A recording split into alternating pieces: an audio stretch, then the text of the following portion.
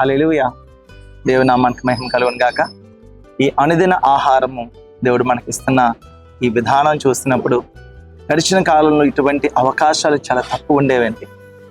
దేవుడి వాక్యంలో అంచెదినముల్లో దేవుని యొక్క వాక్యము విస్తృతంగా ప్రకటించబడుతుందని దేవుని వాక్యం సెలవిస్తుంది. ఈరోజు ఈ అవకాశాన్ని మనం వాడుకుందాం, ఈ అవకాశాన్ని మనం ఉపయోగించుకుందాం. ప్రతిరోజు ఆశతో, ప్రభా ఈరోజు నాతో ఏం మాట్లాడబోతున్నాం, మీరు ఎంతైతే ఆశతో ఆసక్తితో ఎదురు చూస్తారో దేవుడు ఏ రోజుకు ఆ రోజు అంత ఆసక్తికరమైన మీ ఆత్మీయ జీవితాన్ని బలపరిచే అంశాలు దేవుడు మీకు ఇస్తారు. హల్లెలూయా. ఈరోజు వాక్యం చూద్దామా? పేతురు రాసిన మొదటి పత్రిక 3వ అధ్యాయము 13వ వచనము.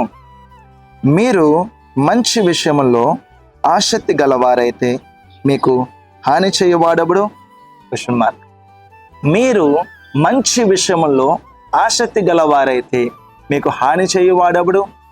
ఈరోజు మనకి హాని జరుగుతుంది. మా తల్లిగారు ఎప్పుడో మాట చెప్తుండేవారు.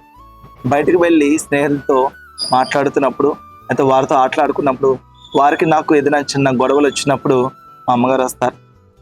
మా అమ్మగారు నేను వచ్చినప్పుడు కాదు కానీ నేను, అమ్మ అదిగో ఆ పలానా అబ్బాయి నన్ను కొట్టాడు, పలానా అబ్బాయి నన్ను ఎలా అన్నాడు అంటే మా అమ్మగారు ఏం చేసేవారంటే నన్నే మందలించేవారు. ఏంటయ్యా అంటే అందులో ఉన్న సూత్రము నేను అప్పుడు గ్రహించలేకపోయాను, కానీ ఇప్పుడు దాని విషయాలు నాకు చాలా బాగా అర్థమవుతాయి. ఏంటో తెలుసా, మనం మంచి విషయాలు చేసినప్పుడు, మంచి స్నేహితులు మనం చూస్ చేసుకున్నాడు, మంచి పనులు మనం చేస్తున్నప్పుడు మనం హాని చేసేవాడు ఎవరు? అక్కడ నీ స్నేహితుడు ఉన్నాడు, నీ స్నేహితుడితో నీకు వాదం వచ్చింది, ఆ మాటలు వాదం వరకు ఎందుకు వెళ్ళే? ఆ వ్యక్తితో అసలు మాటలు ఎందుకు మాట్లాడు? వాదన చేసేవాడితో ఎందుకు మాట్లాడు? చూసారా, ఈరోజు ఒక మాట లోక సంబంధమైనదే, నోరు మంచిదైతే ఊరు మంచిది అవుతుందంట. హల్లెలూయా. సో కాబట్టి అది లోక సంబంధమైన మాటే, కానీ మంచి సూత్రం అది. మనం మంచిగా మాట్లాడుతున్నప్పుడు, మంచి స్నేహం మనం చేస్తున్నప్పుడు మనకి ఎవరు హాని చేస్తారు?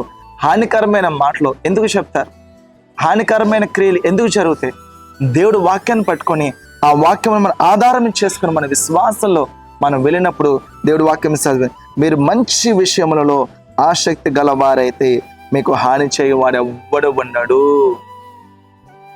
మీ ఆసక్తి ఎలా ఉండాలి?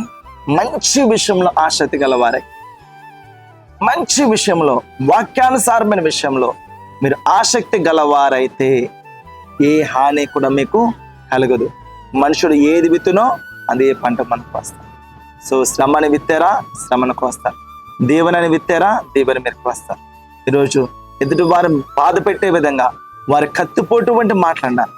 సో కాబట్టి వద్దండి, ఆ మాటలు ఏవి కూడా మన మీద పని చేయకూడదు గాక, మీ మీద, మీ కుటుంబాల మీద పని చేయకూడదు గాక. శ్రేష్టంగా ప్రతి ఒక్కరితో మంచిగా, నీతిగా, నిజాయితీగా మనం ఉన్నప్పుడు ఎటువంటి హాని మాకు కలగదు.